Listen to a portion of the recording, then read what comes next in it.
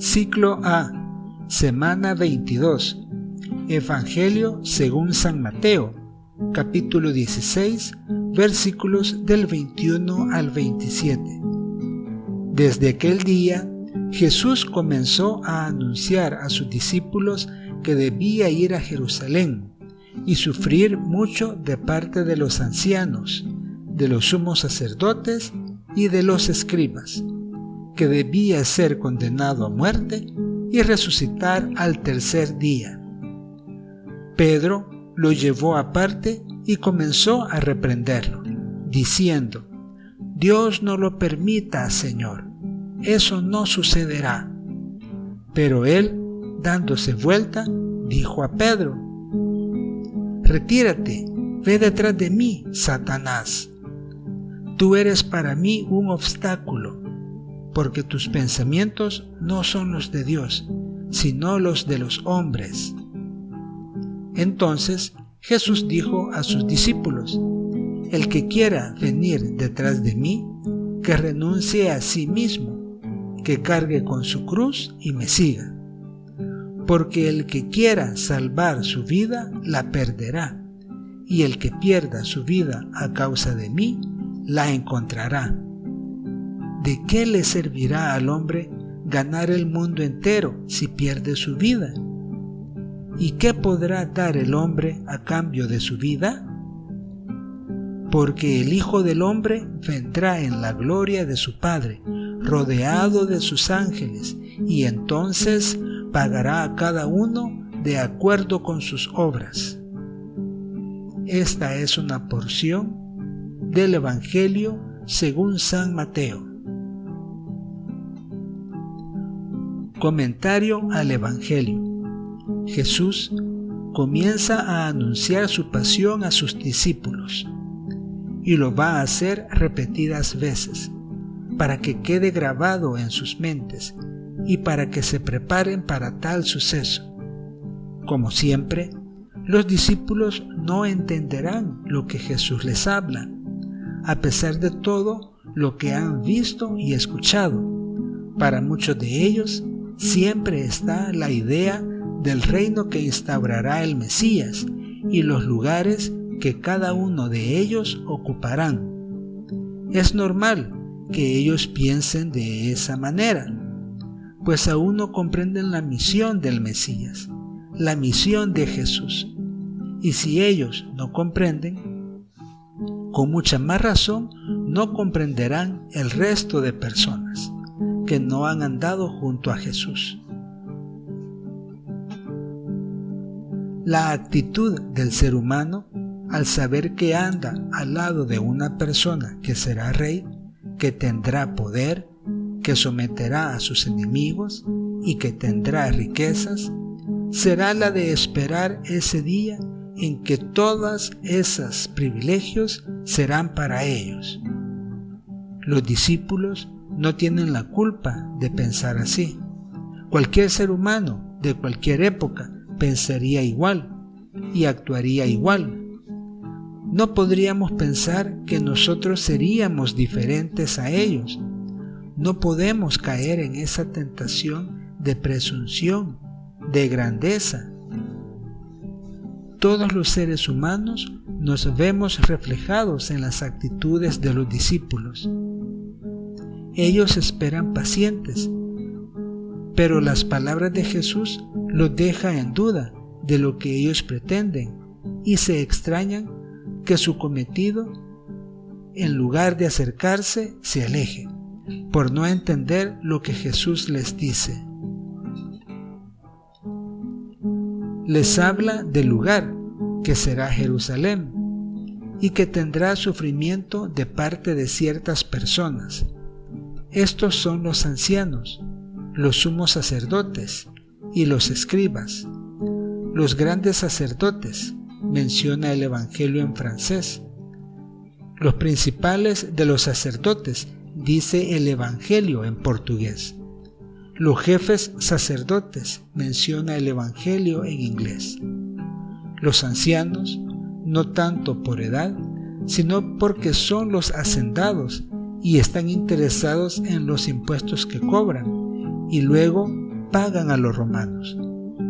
Están en contra de cualquier figura con la que peligre esta forma de ingreso ante la ocupación romana.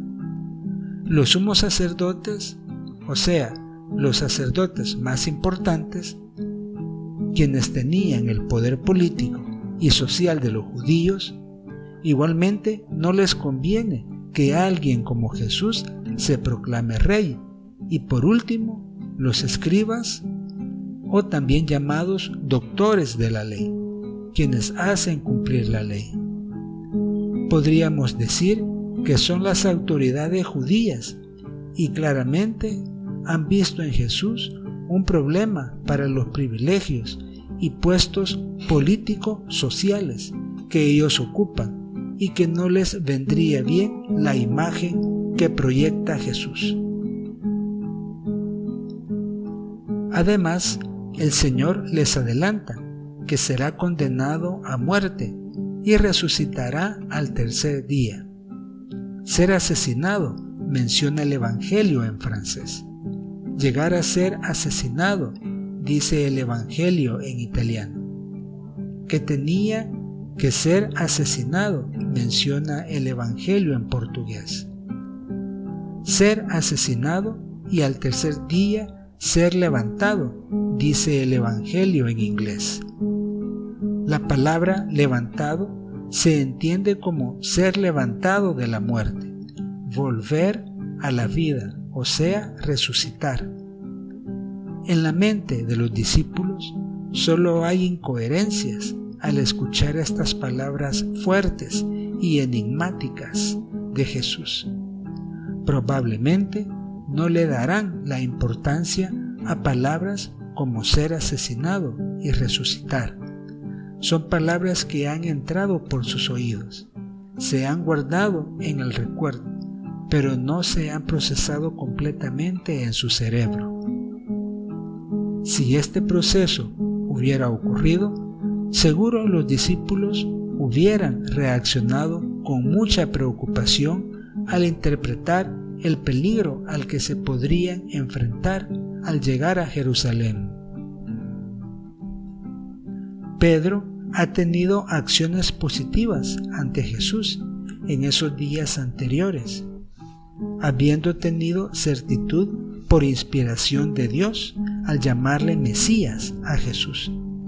Cree que el pensamiento que ha llegado a su mente será igual de certero y de nuevo lograr la admiración de sus compañeros discípulos y enfatizar que la piedra de fundación de la iglesia es Él. No todas nuestras sensaciones pueden provenir de Dios. Muchas veces el demonio puede inspirarnos pensamientos que podrían encajar como positivos, pero que para sorpresa nuestra, al evaluarlos y ubicarlos moralmente, nos damos cuenta que no son lo que parecen. Pedro, con tan buena voluntad, aparta a Jesús del resto y comienza a reprenderlo, diciendo lo mismo el Evangelio en inglés. Reproches muy acentuados, dice el Evangelio en francés. Protestarle, dice el Evangelio en italiano. Dios no lo permita, le dice Pedro. Así como los que hablamos tenemos la costumbre de decir, Dios te guarde, Señor, dice el Evangelio en francés. Dios te salve, Señor, dice el Evangelio en italiano. Dios no lo quiera, Señor, dice el Evangelio en portugués e inglés. La frase de Simón Pedro comienza insinuando a Jesús que Dios quiere que eso no suceda. Si el demonio tentó a Jesús en el desierto antes de comenzar su vida pública, igualmente lo tienta por medio de Simón Pedro, y esta tentación es muy inteligente. A lo largo hemos y nos han dicho eso mismo, Dios no lo quiera, y es muy atrayente ese argumento, motiva a rendirse en la voluntad de Dios. Pero Jesús detecta al demonio rápidamente y no le permite que siga. Eso no sucederá, termina diciendo Simón Pedro. Eso no llegará, dice el Evangelio en francés. Eso nunca te pasará, dice el Evangelio en italiano. Eso no va a acontecer, dice el Evangelio en portugués. Nunca te sucederá tal cosa, dice el Evangelio en inglés.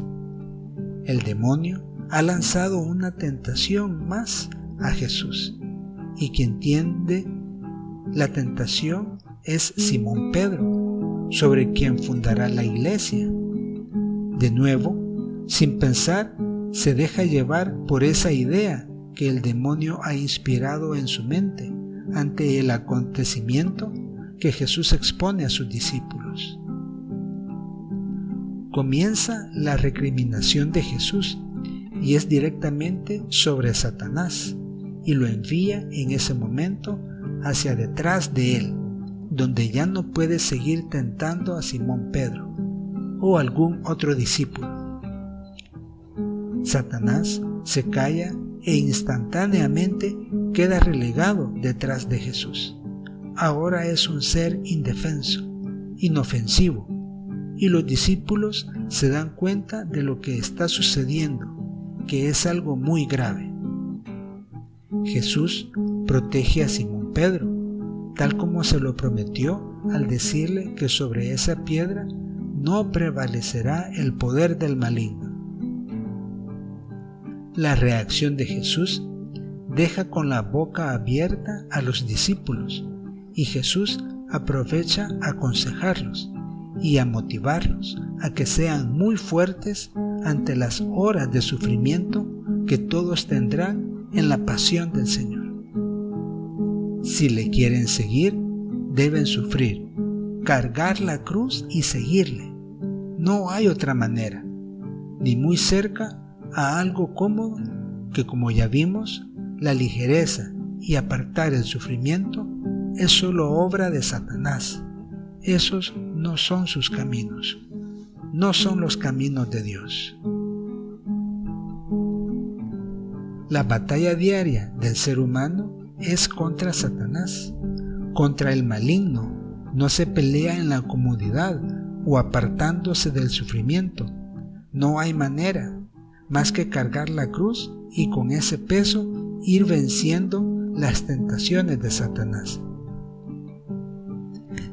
Es una guerra en donde a veces salimos heridos y en otras se ganan batallas y se avanza. Perteneces a la milicia terrena, con uniforme e implementos que ayudan a ganar batallas, así como un botiquín de primeros auxilios, para cuando salgas herido o golpeado, pero pronto te repones y continúas luchando. El que pierda su vida a causa de mí la encontrará, le dice Jesús a sus discípulos en los evangelios en español, italiano, portugués e inglés, a excepción del francés, que dice la mantendrá. Estamos ante un argumento que depende del conocimiento de la época. La vida ya no se toma como lo es actualmente, a como era en aquel entonces. Es difícil asegurar que mi manera de ver la vida será igual y pueda argumentar sin equivocarme. Podríamos decir que si la vida es una solamente, entonces tal vez esta valoración pueda ser igual. Mantener y encontrar la vida cuando se pierde. Con los estudios teológicos actuales conocemos la vida de la gracia, la cual se pierde con el pecado, pero se recupera con el sacramento de la reconciliación. Pero perder la vida definitivamente y por el Señor Jesús nos lleva a pensar que Jesús habla de los mártires, los que morirán por causa del Evangelio y sin duda por lo que a continuación plantea, los que se afanan en los bienes terrenos y el pecado. Luego, es interesante la pregunta que hace, planteada en el resto de idiomas que incluyen la palabra aprovechar, beneficiar, cuando gana el mundo entero. No hay ningún provecho o beneficio en ganar el mundo entero. Es un mal negocio, dice Jesús. En francés se agrega a continuación: ¿es este el precio de la vida? A continuación, en italiano no se incluye la palabra vida en perderla y qué hacer a cambio, sino que utilizan la palabra alma. Y termina esta porción del Evangelio en el anuncio de Jesús, de su venida en la gloria de su Padre, y que pagará a cada uno según sus obras, refiriéndose al juicio personal que tendrá cada uno, que igualmente se dice el Evangelio en portugués. Según su conducta, dice el Evangelio en francés e inglés. Según sus acciones, dice el Evangelio en italiano. Oración de sanación. Cierra los ojos, respira tranquilamente y toma tus dos manos como si estuvieras tomando la mano de Dios, e imagínate que Dios está poniendo su otra mano sobre tu cabeza, si tú eres el enfermo, o sobre la cabeza del enfermo por el que haces esta oración de sanación. Escucha y repite con toda la fe posible: Dios Todopoderoso, mi Padre y Padre de, aquí dices el nombre del enfermo. Te suplico perdones nuestros pecados, nuestras faltas hacia ti. Por las sagradas Escrituras, conocemos que tu Hijo Jesucristo sanaba a las gentes de sus males y enfermedades. Dios Todopoderoso, te suplico sanes a, aquí dices el nombre del enfermo, quien está padeciendo esta enfermedad. Dios Todopoderoso, considera la bondad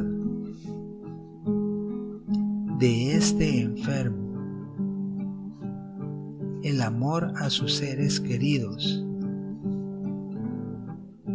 la ayuda que ha prestado a muchas personas. Dios Todopoderoso, Creador del cielo y la tierra, de todo el universo, tú gobiernas la creación. No hay mal ni enfermedad que te doblegue, que a través de tu mano poderosa, que dio la victoria a Israel, asediada por sus enemigos, y que por la intercesión de tu Hijo Jesucristo, te suplico sanes a, aquí dices el nombre del enfermo, en tu nombre, Dios Todopoderoso, se haga de la manera que tú quieras y cuando tú quieras, y danos la alegría de ver aquí dices el nombre del enfermo, sano de esta enfermedad. Amén.